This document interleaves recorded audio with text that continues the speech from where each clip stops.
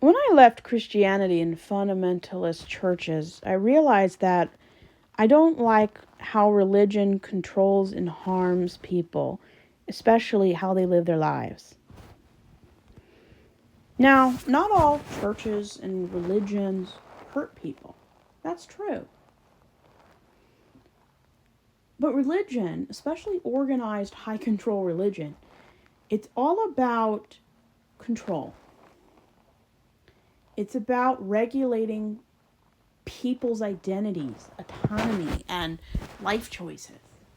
It's about controlling how people view themselves and how little self confidence they have. Because when you're told that you're dirty, you're nothing, and your body is a temptation, how are people supposed to have positive confidence? I mean, that one still stumps me. How people can actually have confidence, especially coming out of the Baptist church.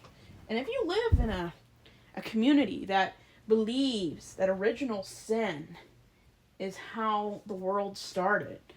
I mean, original sin is one of the darkest Christian philosophies that exists, especially when its leader burned people at the stake for not believing in that kind of God. So, why does religion control its members? Why is it so obsessed with regulating, forcing people to be something or someone they're not? Because religion was created and survives because its will and its pursuit have always benefited the patriarchy. And that's why I call Christianity white man's religion. Because anytime Christianity is involved, it always benefits the white heterosexual male.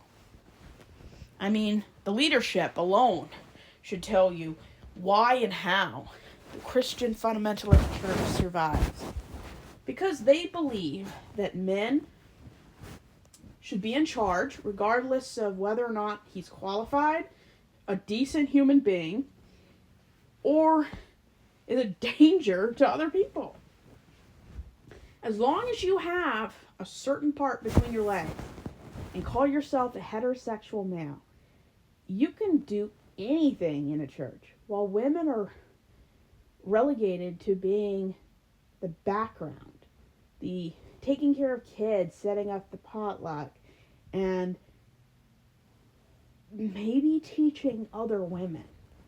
But you better be married if you want to teach or hold any position of authority. Religion controls. It controls sex, vice, life choices, where you live, what you watch, how you perceive yourself, how you view your own body and other people's, accountability and autonomy. It's all shaped by how your religion creates a system of do's and don'ts. I mean, Judeo-Christian value starts with the Ten Commandments. And every single Ten Commandment is how it benefits man. And any of the Ten Commandments that says thou shalt not, it's so you don't impact another man's privilege. Don't steal another man's wife. Don't sully another man's name. Don't worship any other god but this manly God. Don't steal from another man. Don't don't diss your father. Honor the God in the Bible who is deemed masculine. Even the Ten Commandments, it's all about how a man can benefit. And don't harm another man by taking his property, whether or not it stands on 4 feet or 2 feet. And that's what religion really is. It's how to escape accountability, or how can it benefit the heterosexual male. And not much has changed. I mean, all the leadership positions in the church are geared toward men. If a woman wants to be in charge, she better be a heterosexual, dutiful wife whose job it is to be arm candy. And if you're lucky enough to be in a church that sees women as equal, which, if you actually believe in Christianity and have read the Old and New Testament, I don't know how any woman can rationalize and justify being Christian.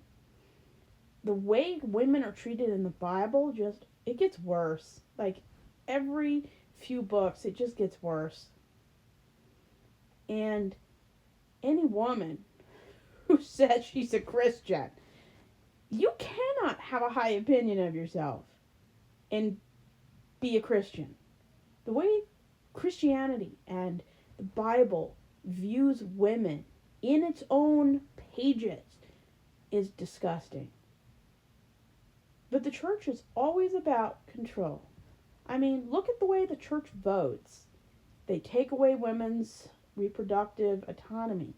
They try to control how women dress, even though how you dress does not impact if a man harms you or not. It's been scientifically proven. What you wear does not make a man any less likely to abstain from doing something bad. You can't keep a man from cheating. You can't keep a woman from lying or being deceitful. It's a choice. And religion, they don't want you to have free reign thought. They teach you how to do mental gymnastics so you can actually think that this is something real. Religion doesn't make sense. It goes against common decency. And religion is not moral. Whatever morality that's in the Bible is nothing I ever want to come across. And I hope it never finds me. If the Bible was a specific kind of love, I wouldn't want it to find me. Women are treated awfully in the Bible. And just because the women were treated a little bit better in the Bible than what was going on at the time doesn't make it okay or even decent. Women are not treated well in the biggest denominations of Christianity. They are barred from having certain positions.